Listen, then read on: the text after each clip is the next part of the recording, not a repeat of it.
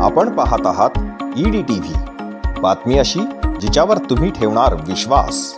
आईचे निधन झाले त्यावेळी सर्वच नेत्यांनी आणि समाजाने येऊन सांत्वन केले, परंतु खरी गरज पडली तेव्हा नेत्यांनी पाठ फिरवली आणि सर्व समाज माझ्या पाठीशी उभा राहिला। त्यामुळे आज त्या समाजाच्या बळावर निवडणूक लढवत आहे। जे पक्ष कार्यकर्त्यांना झुलत ठेवतात आणि शेवटी दागा देतात त्यांच्यासाठी ही चपराक असणार आहे। जालना मनपा निवडणुकीत प्रभाग क्रमांक 13 क मधून अपक्ष म्हणून भाला फेकणाऱ्या माणूस या चिन्हावर श्रीपाद रत्न पारखी हे निवडणूक लढवत आहेत। त्यांनी व्यक्त केलेल्या या भावना। पक्ष उभा राहण्याची वेळ का आली हे तर मी आजपर्यंत हे अनुत्तरित प्रश्न आहे। मी भाजप पक्षाकडे इच्छुकाचा फॉर्म हे समाजातील सगळ्यांना म्हणल्यानंतर त्या प्रक्रियेत पण होतो। ज्या ज्या रिक्वायरमेंट होत्यात पक्षासाठी काम करण्याच्या त्या गोष्टीसुद्धा मी पूर्ण हे केल्यात। त्या दरम्यान घरात दुःखद घटना झाली तर यामुळे इच्छुकाचे फॉर्म पण मी तिथे घेतलेलेच आहेत, पण घरी दुःखद घटना झाली असताना मी तिथे नंतर तिथे जाऊ न शकलो। त्यानंतर त्यांना या गोष्टीची कल्पना होती, सांत्वनासाठी सुद्धा ते माझ्याकडे आलेत। त्याच्याकडनं मला अशी अपेक्षा होती की बाबा एक समाजातला नेहमी सतत काम करून असतो, समाजात तिथं वावरतो, तिथला स्थानिक असून कुठल्याही गोष्टीत मी तिथं सहभागच घेतो आणि पक्ष कशा वाढू शकेल आणि आपल्या लोकातल्या समस्या दूर होईल याचा प्रयत्न करत होतो। पण मी खूप अपेक्षित होतो की पक्ष तिकीट देतील। समाजाचं पण असं इच्छा होती की बाबा तू राहा उभा, कारण की पक्षाचं पण तुझं काम असल्यामुळे सामाजिक कामात तू असतो सहभाग नेहमी। पण त्या दरम्यान मध्येच युती झाली अशा ह्या चर्चा सुरूच राहिल्या।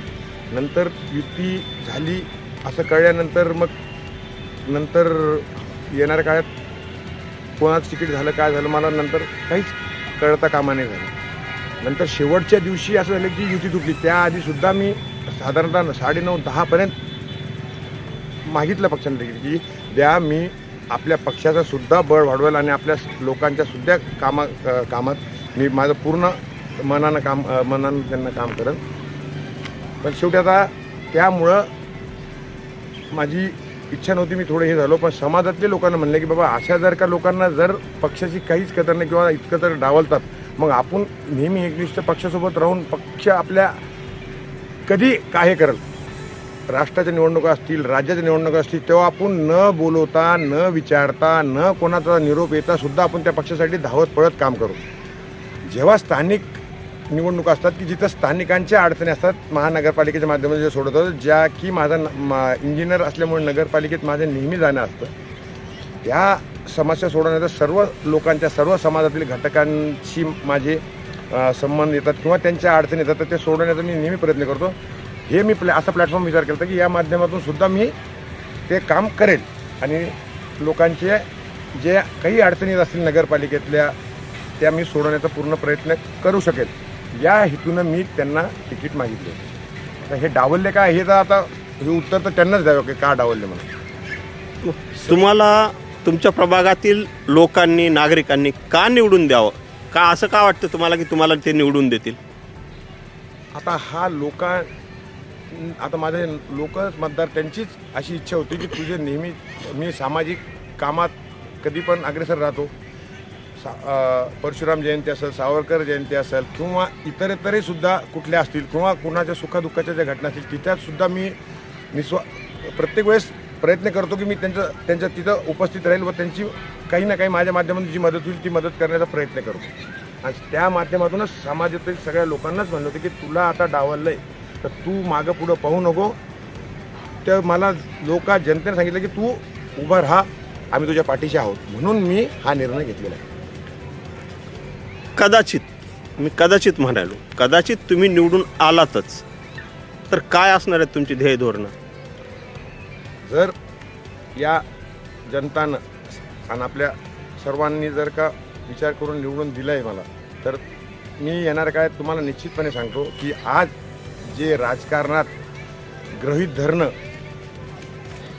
सोप्यातनं डावलणं, थोडं कधी बल प्रयोग किंवा ह्या गोष्टी जे होऊन जो आज खरं जिथं निष्ठावान आहे, जो खरं एक सामाजिक उपक्रम करू शकतो किंवा कामं करण्याचा त्याचा हेतू असतो, पण तो एखाद्या वेळेस का डावलला गेला हे अनुत्तर नाही, तर तो नाही डावलला जावं.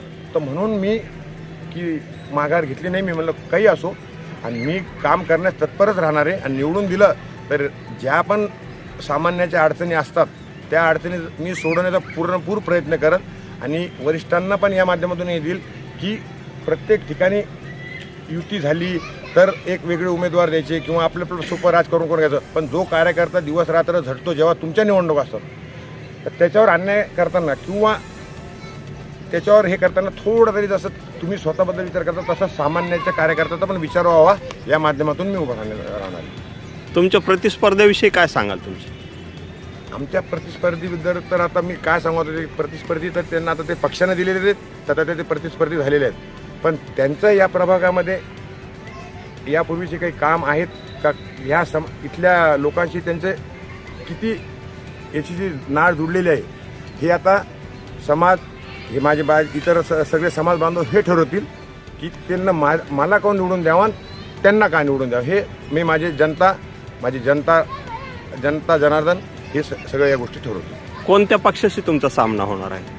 आता सध्या ही निवडणूक झालेली की आता सर्वच पक्षातले सर्वच ठिकाणी सर्वच उमेदवार उभे आहेत. प्रामुख्याने आता माझ्या विरोधात जे आलेले आहेत ते भारतीय जनता पक्ष, शिवसेना शिंदे गट आणि इतरत्र 2 अपक्ष आणि मी एक असा असे 6 उमेदवार आम्ही रिंगणात आहोत.